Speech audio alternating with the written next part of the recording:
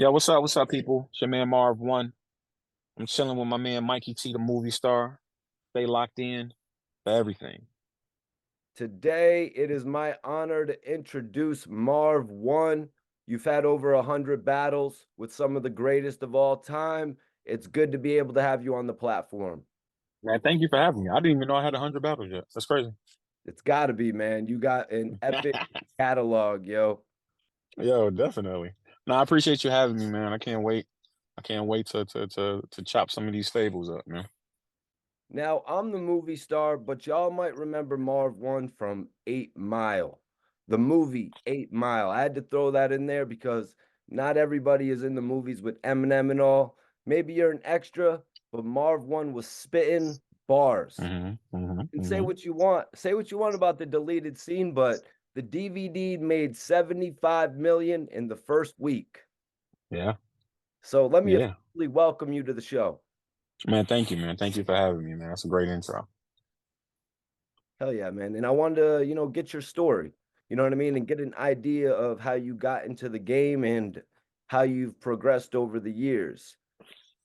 Typical story, man. I grew up in the city of Detroit. Born on the east side, spent some time on the west side, single mother. First of three for her. All boys.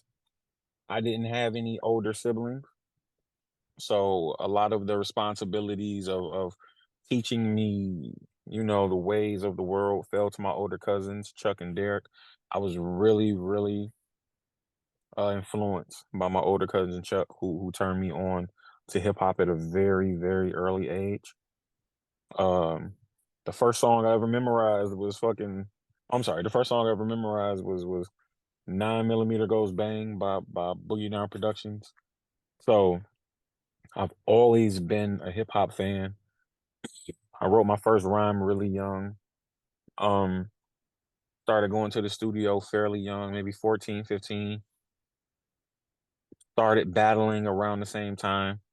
Back then though, it wasn't on platforms or on camera like it is now. It was legitimately just in the lunchrooms or the neighborhoods. And like that's how I cut my teeth. Like that's how I ended up in this space where I can look up 20 years later and say something that I deemed as a hobby or something that, you know, I thought I was pretty good at has taken me around the world. I've met some of the most incredible people.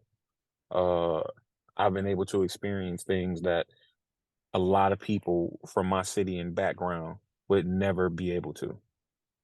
So I'm blessed isn't a strong enough word. So tell me about how it was growing up in Detroit and when did you really get your first start in the music industry? Um, Detroit gets a really bad rep. People try to people try to paint us as like being very close to third worldish, and it's not that. It has its rough spots like every other urban space. But I loved it. I played outside, played in the you know what I'm saying? I played in the fire hydrant, like played touch football, played everything, did everything as a kid. Um, I went to the studio my very first time when I was 14, 15. I was 15. I was 15. I went to the studio when I was 15. I went with my man Dale, who was like my rap mentor at the time. And right then, when I heard myself back, I knew that this was what I was going to do with the rest of my life. So when did you start to make the path down battle rap? So I feel like any rapper that's worth his salt always battled because everybody always wants to be the best. We all say we're the best, and the only way to do that is in like legit competition with other rappers. So I just started battling in my neighborhood. I started battling in my school, maybe around the same time, 15, 16, uh, because I thought I was the best thing since sliced bread, and I'm sure everybody else out there did too. So I started battling locally, maybe around 16. I started battling professional, like when I started going out of town, maybe 20, 21. So maybe 2021. Tell me a little bit about your name. Is your name Marvin? Like Marv one? Tell me how you actually decided on the name. So my government name is Marvin. My government name is Marvin O'Neill. Um, so for a long time, I was calling myself Marv One ONE just because it went with my last name. Around that time, there was a time where I really didn't like it, so I really didn't have a rap name. Like I was legitimately just going by Marv. And one day I got a phone call from my OG. His name was Chris Cobb. He was he was like a mentor to me and a lot of other up and coming artists here in the city. And he called me and was like, "Yo, I got your rap name." I said, "Okay, what is it?" He says, "Every time I ask somebody who won a battle that you entered, the answer is usually, oh, well, Marv won." So my actual name is Marv space WON period. Like it's supposed to be a statement. So that's my name. So I think that's why I kind of take offense to it when people spell it Marv ONE or Marv number one. I even I even saw somebody spell it JUAN like Juan. I'm like, yo, like what? But that's because it has sentimental value to me. And it's just a statement. I want to put it out in the world. Like anytime you say my name, you saying I'm a winner. So that's how I got my name. You've battled a lot of greats, Head Ice, Charlie Clips, Disaster, Geechee Mhm. Gotti. But who would you say was one of the rappers that actually you had a hard time recovering from, or that you would say put a dent in your armor? Unless you're 1,000-0 like Cassidy.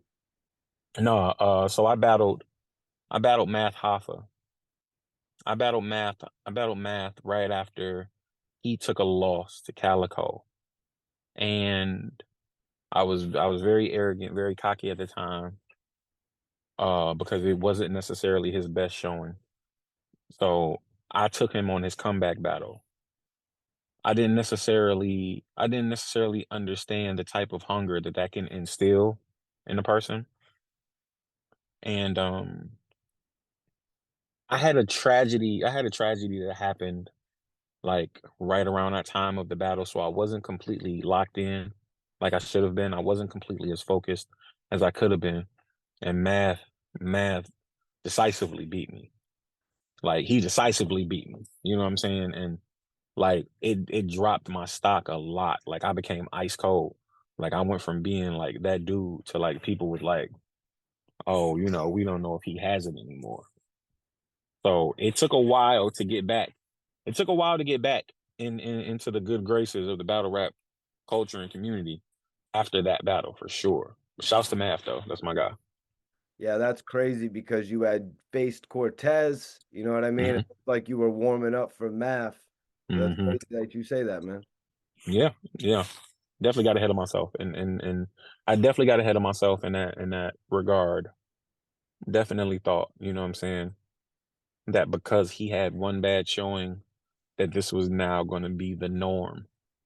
And I definitely took it for granted that the greats always find a way, for sure. So how did you get an 8 Mile? Like who was it that came and told them like they gotta find you for the movie, or who did you know? So the thing about that, excuse me, is all of the extras in those scenes were rappers from the city of Detroit. Like we all went to the same, like we all frequented the same clubs, like we all went to the same spots, and they basically just did like a huge casting call.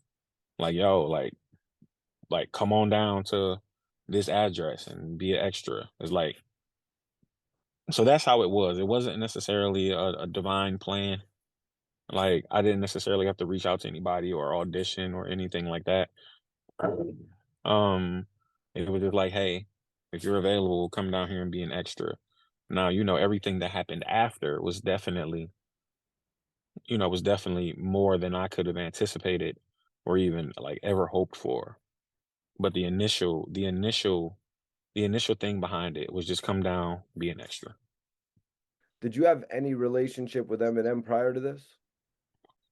high and by, we all ran with the same people. I knew his people. You know what I'm saying? Like they were my people. I was very close with Proof. I was very close, what I'm saying, with Mr. Porter. So it was very high and by. I won't say that it was like we knew of each other. Of course, I knew of him because he was a star, but he knew of me as well. So what type of interaction did you guys have on the set of 8 Mile outside of the battle that you guys would go on to have? I mean, it was really laid back. Like it was really comfortable. Like there were no egos involved. Like everybody, like he was really personable with everyone that he encountered. It was a really good experience. Who are some of the artists that you met on the set of 8 Mile, or what is one of the best memories from the set that you had? The story I tell about the story that I tell about 8 Mile outside of the battle is there's a scene in the movie where Proof RIP is battling. And so he does his take. We're all in the crowd. And after they yell cut, he comes down and he's talking to a few of us and he says, like, yo, did you hear it? And we like, hear what? He like, I said my name in the movie. He's like, I said my name. And we was like, what? And he tells us the line of he says, I'll punish rabbit or obsolete future. Punish rabbit or obsolete future. PROOF. And I just thought that was the most incredible Jedi secret squirrel thing in the world to me. Like to have the wherewithal to even in that moment drop an Easter egg for people who are actually paying attention for you to be immortalized. I thought that was I thought that was the most incredible thing in the world. It just showed the power of the mind for real, for real. I was super impressed by that. That's the story that I tell. And it was dope how when you spit, you actually got to say it's Marv won the Fat Killers. You Mhm. know what I'm saying? Very true. Very true. Very true. I think I may have taken that. I think I may have taken that from him. I definitely may have taken that from him for sure. Yeah, that was a movie when you said that, man, because it was like you were putting yourself on. You put yourself Hmm. on and you put your group on, in front of the masses. That's why I was saying you could say what you want. The movie made 250 million in the theaters around Hmm. the world, but it also had a very big life on DVD. Definitely. That definitely changed my life. Like I'm forever grateful. I'm forever grateful to be one of the people that they used to kind of like market and push that DVD. It definitely changed my life. Like I can never thank them enough. So can you tell me about shooting the battle rap scene with Eminem? Because it wasn't one of the three used. He had a battle that he choked in, and then he had three battles that night at the shelter, I believe, in a tournament. Hmm. Where did your battle fit in? So it was supposed to be just B-roll footage of him getting to those three battles. You know what I'm saying?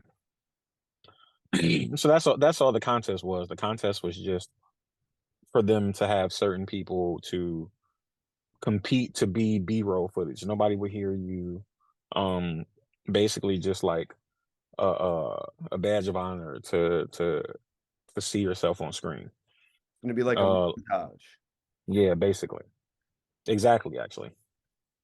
So now, super lucky. Ended up impressing the right people. Became, what I'm saying, a finalist. Became one of the four people chosen. Um, and it was cool with me because it was just rapping. Like at that, like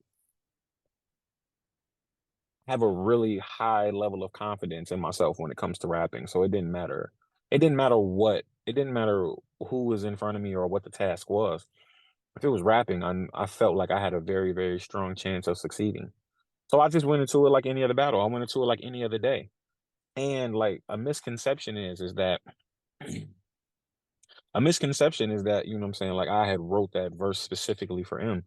That wasn't the case. The reality of it is they told us, hey, you got one chance, spit your best verse. You know what I'm saying? Like it's not really gonna matter because they're not gonna hear it anyway. And I just. I saw an opportunity and I seized it. That was a verse that I spit a couple times before. It just so happened to fit. I'm a really good salesman and it got over. So you spit, and then Eminem starts filming. There's nothing happening. The crowd reacts. He's not saying anything, but Hmm. then Eminem says, "Let me turn this mic on. Don't think I'm gonna let you get away with that song." Was it planned for Eminem to film a rap at that point, or was it No, not your no, bars not at pressed all. him? I won't even say my bars pressed him. I just know he's a very competitive person. So I don't know if he would have been able to allow me to get a reaction for people that were supposed to be there for him. So no, it wasn't planned. He actually had like laryngitis or something, or they were like trying to rest his voice or something. So he actually wasn't even supposed to rap at all. So that's why you see the people. That's why you hear the people reacting like when like you can't hear him. It's just like, oh well, this is where the punch is supposed to be. So let's react to it. That's all that was. But he a fighter, man. He a fighter. He a rapper. So he Yeah. saw the same opportunity I did. When I was listening to it, I was like, that doesn't sound like B Rabbit. That sounds more like what we know from Eminem or Slim Shady. Definitely, definitely. Can you tell me how you went on to become friends with Eminem? Um, our relationship, our relationship grew from that day, and also, he was really really cool. My manager at the time, Hex Murder. Hex was managing King Gordy, who was a member of the Fat Killers, and Gordy had actually signed to Eminem's parent label, which was Web Entertainment. So, M had actually produced a couple songs on Gordy's debut album, The Entity. So it was just in passing, like seeing him more, like kicking it with him, not necessarily, being starstruck or a hanger on. You know what I'm saying? Like it was like it we became cool organically. You know what I'm saying? Like through that. You spoke on a party where Eminem walked up and dapped everyone that came to the party except you. Yeah. Eminem said, "Let me get a rematch." What were you Yeah. thinking? The party was at his house. I was like, bro, you already won. Like you already won. Like you already won, bro. Like I had to get a ride out here. Like you Gucci, you won, bro. No need. So, did a battle ever happen between you and Eminem, between the two of you, after 8 Mile, outside of 8 Mile, or before 8 Mile? No, no. All right, because I want to clear this up because Benzino brought it up, winning a battle, you winning a battle against Eminem. I was just wondering, Hmm. was it the 8 Mile battle? So that must be what he's talking about. Yeah, but yeah, I believe that's what he was referencing. Yeah. So let's get into it. Benzino mentioned you in his diss track. How did you feel when you heard your name in a song from Benzino dissing Eminem? Um, I mean, I don't know him. So I was very skeptical of the authenticity of the song. Um, simply for that fact, that we don't know each other. We've never crossed paths. So like it didn't really it didn't move me one way or the other. You know what I'm saying? Like I think people are giving him a lot of credit for sounding better than he has over the last 20 some odd years. And that's cool. You know what I'm saying? But like it didn't move me. Like it didn't do anything for me.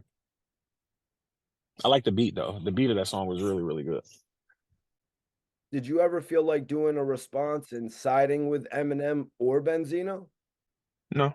Both of those are both of those are grown men with their own issues to work out. And at the end of the day, you know what I'm saying? Like I know it's just rap stuff. So it doesn't involve me. You know what I'm saying? Like I'll let them have their different tax bracket problems. What do you think of Benzino's Rap Elvis diss track response? Like, could you rate it 1 to 10 compared to Hit 'Em Up, No Vaseline? It was maybe a 5.5. Also, I wanted you to rate Benzino's bars on You 1 to 10. He had actually said, "Last time you battled, shit was like 22 years ago versus Marv won. What was the outcome of that matchup? Marv won." I mean, it was effective. It was effective. Like again, it's really difficult for me to rate it because I question the validity of whether or not he wrote it. You know what I'm saying? So like, I don't either want to give him too much credit or give a person who may have wrote it not enough credit. So I don't have a rating for it.